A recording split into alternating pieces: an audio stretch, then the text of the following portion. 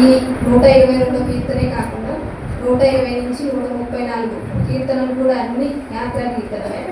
అయితే ఈ కీర్తన యొక్క ముఖ్య ఉద్దేశం ఏంటంటే, ఇందులో యాత్రికుడు 3 కోరికలను వ్యక్తపరుస్తాడు.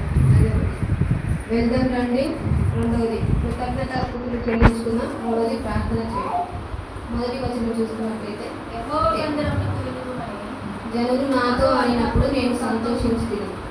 అయితే ఇశ్రాయేలు ప్రజలంట దావీదు దగ్గరికి వచ్చి మనం దేవుని మందిరానికి వెళ్దామని అడిగినప్పుడు దావీదంట బహుగా సంతోషించినాడు.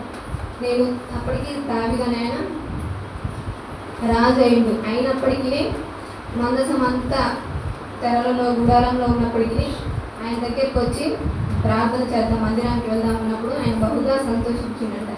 అదేవిధంగా మనం కూడా ఒకవేళ ఇంట్లో ఏమైనా సమస్యలు ఉన్నప్పుడు మందిరానికి వచ్చినప్పుడు దేవుడి వాక్యం ద్వారా మనతో మాట్లాడినప్పుడు మనకు కూడా సంతోషంగా ఉంటాం కదా. అదేవిధంగా యెరూషలేమా మా పాదములు నీ గుమ్మములలో నిలుచుతున్నది. మన పాదములు అంట దేవుడి మందిరానికి వచ్చేటప్పుడు తాబేలు వలె కాకుండా చిరుతపులి వలె ఉండాలి. చిరుతపులి పరిగెత్తడానికి ఎంత ముందుగా ఉంటుంది, మనం కూడా అలా ఉండాలని తెలియపరుస్తున్నాను. అపోస్తల కార్యములు 3వ అధ్యాయం చూసుకున్నట్టు 2 నుంచి మొదలుకొని ఇంటివాడైన ఒక మనుషుడు మోసుకొని పోతుండేను. వాడు దేవాలయములకు వెళ్ళి వారిని భిక్షమడుటకు కొందరు ప్రతిదినము వారిని శృంగారమున దేవాలయపు ద్వారమునద్ద ఉంచుతూ వచ్చేది. పేతురును యోహానును దేవాలయంలో ప్రవేశింపబోయినప్పుడు వాడు చూచి భిక్షమడుగుగా పేతురును యోహానును వారిని తేరి చూచి మా తట్టు చూడమనవి. వాడు వారి వద్ద ఏమైనా దొరుకునని కనిపెట్టుచు వారి యందు లక్ష్యం ఉంచును. అంతటా పేతురు, వెండి బంగారములు నా యొక్క లేవు గాని నాకు కలిగినదే నీకు ఇచ్చుచున్నాను. నజరేయుడైన యేసుక్రీస్తు నామమున నడవమని చెప్పి వారి కుడి చేయి పట్టుకుని లేవనెత్తారు. వెంటనే వారి పాదములు చీలమండలము బలము పొందారు. వాడు దిగ్గున లేచి నిలిచి నడుచుచు గంతులు వేయుచు దేవుని స్తుతించుతూ వారితో కూడా దేవాలయంలోకి వెళ్ళాను.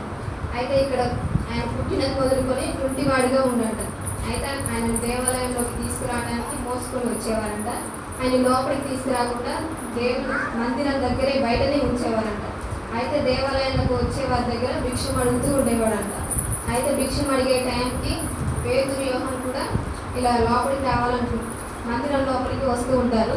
ఆ వచ్చే సమయంలో ఆ భిక్షగాడు వీళ్ళ దగ్గర ఏమైనా నాకు దొరుకుతుందో ఏమో అని కనిపెట్టుకుంటూ ఉంటాడు. అయితే అక్కడ యోహాను వారి తేరు చూసి మా తట్టు చూడమనిది. వారు మా యొద్ద ఏమైనా దొరుకుతుందని కనిపెట్టి వాడి ఎందుకు లక్ష్యం ఉంచారు. అంతటా పేతురు ఏమంటాడంటే, బంగారు వెండి నా యొద్ద లేవు, కానీ నాకు కలిగినదే నీకు ఇచ్చుచున్నాను. నజరేయుడైన యేసుక్రీస్తు నామమున నడువమని చెప్పాను. అయితే అక్కడ నడువమని చెప్పినప్పుడు ఆయన ఏం చేస్తున్నాడంటే ముందు అక్కడ కూర్చొని లేవలేడు. అలాంటి సమయంలో ఇక్కడ ఏమైనా దొరుకుతుందేమో ఆశగా ఎదురు చూస్తూ ఉంటాడు. అయితే ఆయన పేరు ఇలా అన్నప్పుడు, నా యొక్క ఏమీ లేవు కానీ నీకు కలిగినదే నేను ఇస్తానని చెప్పినప్పుడు, నడవమని చెప్పినప్పుడు ఆయన లేచి నడుస్తూ గంతులు వేస్తూ దేవుని స్తుతిస్తూ దేవాలయం లోపలికి వెళ్ళినమాట. అయితే ఇక్కడ మన పాదములు దేవుని మందిరంలో ఈ గుమ్మం దేవుని మందిరంలోకి రావటానికి ఆసక్తి కలిగి ఉండాలి. యెరూషలేమా బాగా కట్టబడిన పట్టణంలో నీవు కట్టబడి ఉన్నావు. యెరూషలేము అంటే అందంగా కట్టబడి ఉంటుందంట. అలాగే మన పాదములు మన పట్టణములు కూడా అందంగా కట్టబడి ఉంటాయి కదా. అందంగా కట్టబడి ఉండటానికి దేవుడి ద్వారానే ఖ్యాతి మనకి కలుగుతుంది. ఇశ్రాయేలుకు నియమింపబడిన శాసనం బట్టి యెహోవా నామమున కృతజ్ఞతాస్తుతులు చెల్లించుటకై వారి గోత్రంలో యెహోవా గోత్రంలో అక్కడికి ఎక్కి వెళ్ళారు. అయితే ఇశ్రాయేలులో 12 గోత్రములు ఉంటాయంట. వారంతా ఆ నియమింపబడిన శాసనమును బట్టి దేవుని నామానికి కృతజ్ఞతాస్తుతులు చెల్లించడానికి అక్కడికి ఎక్కి వెళ్ళునంట. అయితే యెరూషలేములో అంట మందిరం అనేది ఎత్తైన పర్వతం మీద కట్టబడుతుంది. అక్కడికి వెళ్ళాలంటే వారంతా కొండలు దాటి ఎక్కి వెళ్ళాలంట. అయితే వారు దేవుడి నామానికి కృతజ్ఞతాస్తుతులు చెల్లించడానికి ఎంత ముందుగా దేవుడు వారి పట్ల చేసిన కార్యములను బట్టి వారు అక్కడ కృతజ్ఞతాస్తుతులు చెల్లించాలని ఆ మందిరానికి ఎక్కి వెళ్తూ ఉంటారంట. మనం కూడా దేవుడు ఏదైనా మేలు చేసినప్పుడు మందిరంలో సాక్ష్యం రూపంలో చెప్తాం కదా. అదేవిధంగా మన క్రికెట్లో జెమిమా రోడ్రిన్స్ గారు కూడా దేవుడు చేసిన అద్భుత కార్యాన్ని బట్టి దేవుడు లేకపోతే నేను ఈ ఆటలో నేను గెలిచేదాన్ని కాదు, దేవుడికి కృతజ్ఞతాస్తుతులు చెల్లిస్తున్నానని చెప్పినప్పుడు ఆమంటే ఫస్ట్ ఎవరో కూడా ఎవరికి తెలియదు. ఆ మాట చెప్పేసరికి ప్రపంచం అంతా తెలిసిపోయింది. మనం కూడా అలా ఉండాలని కోరుకుంటున్నాం. 5వ మాట.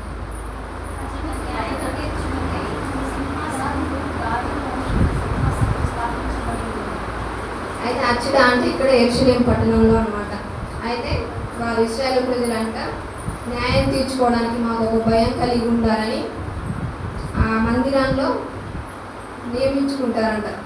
అక్కడనే వీరికి న్యాయం తీర్చాలి, మేము ప్రజలకు న్యాయం తీర్చాలి అని అంటే ముందుగా మాకనేది ఒక భయం ఉంటే మేము తీర్చగలుగుతామనే ఆలోచన వారిలో ఉండి అక్కడ నియమించుకున్నారన్నమాట.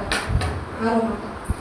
ఈ యొక్క క్షేమం కొరకు ప్రార్థన చేయండి, యెరూషలేమా నిన్ను ప్రేమించి వారు వర్ధిల్లుతారు.